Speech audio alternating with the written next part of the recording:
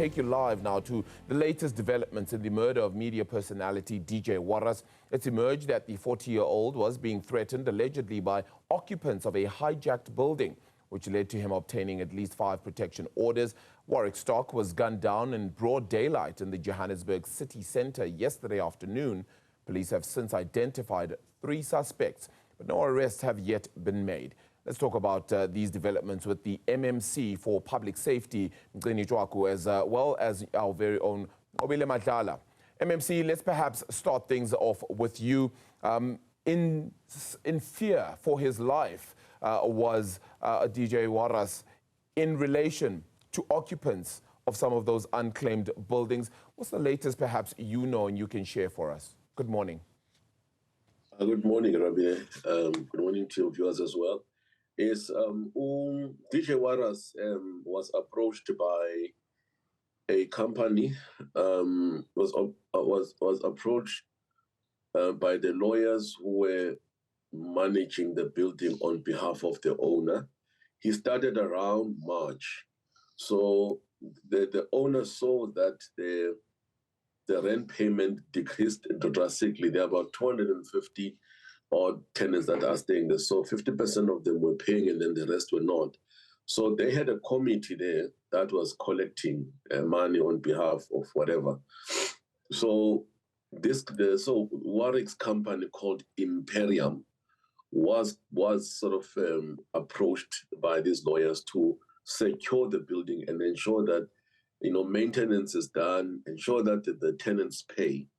So, but Warren has been getting threats from these individuals. So he was frequenting that building quite a lot since March. And he's been always going to that building with a guy called Innocent. We've been looking for him yesterday with the JMPD TRU. So if he's listening to me right now, can you please contact JMPD because we need to get more information from him. But on this particular day, Warren made a call to him. That's what I'm getting from the lawyers, that he's going to the building, but Innocent was not around. So he told Warren that he is going to go to Zambezi building and show another company because they were planning to put in biometrics to really control the in and out, the access control of the people in the building. And so he went there with this company to go and had a look, just to do an oversight.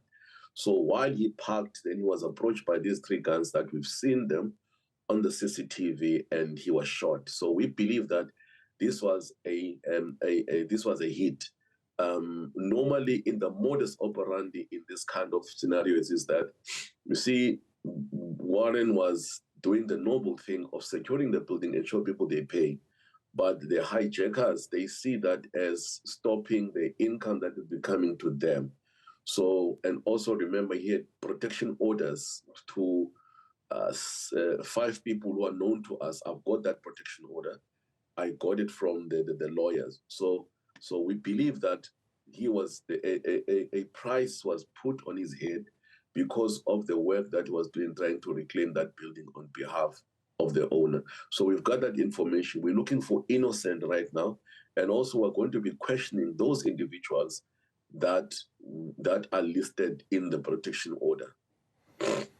All right, so the chase in itself now is towards Innocent, who was an accomplice of Warrick Stock, DJ Warras, and that is to try and attain further information. Have I got that one correct at the very least, that yes, this Innocent character is the one that now is being looked for by the police?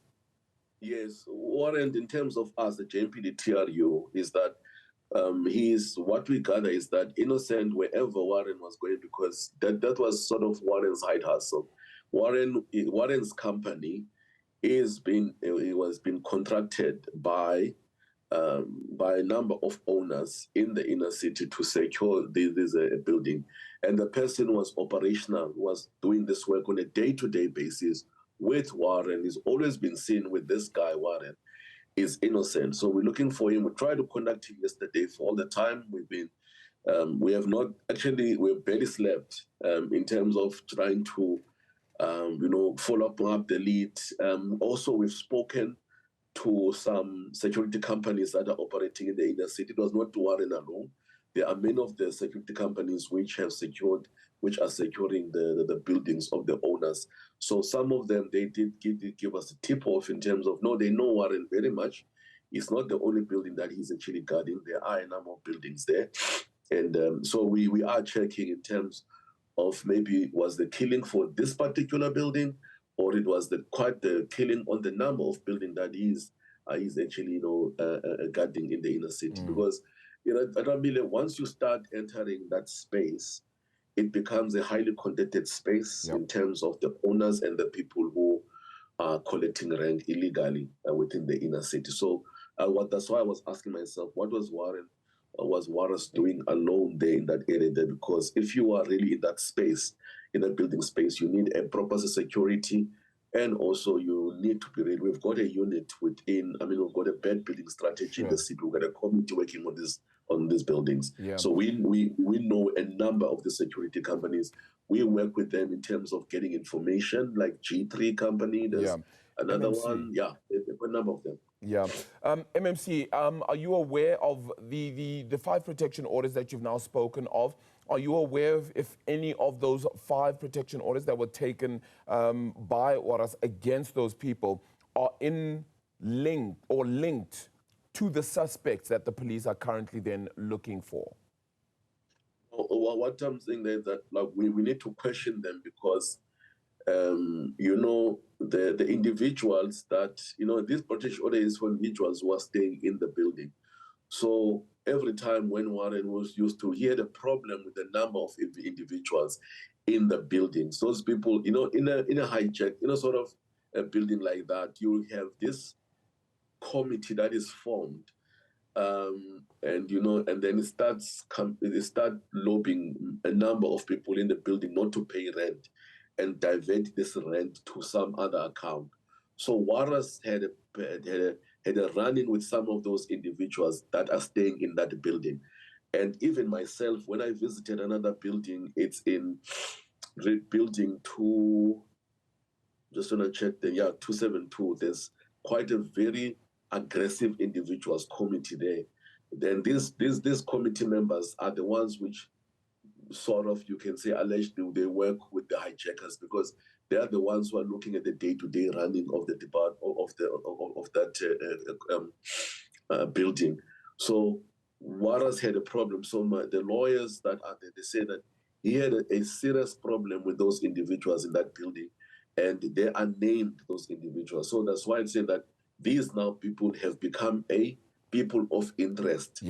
Because now we need to question them, and we're looking, for the whistleblowers within the building itself. So we are going to be questioning them. But before that as well, we're looking for Warras just to tip us as well, because he should be knowing in terms of the dynamics of that building. So we believe, that it was a hit, a calculated hit. Because remember, once you get a protection order around those buildings, those people are going to be removed. 100%. And then, of course, you don't have a leadership in that building anymore.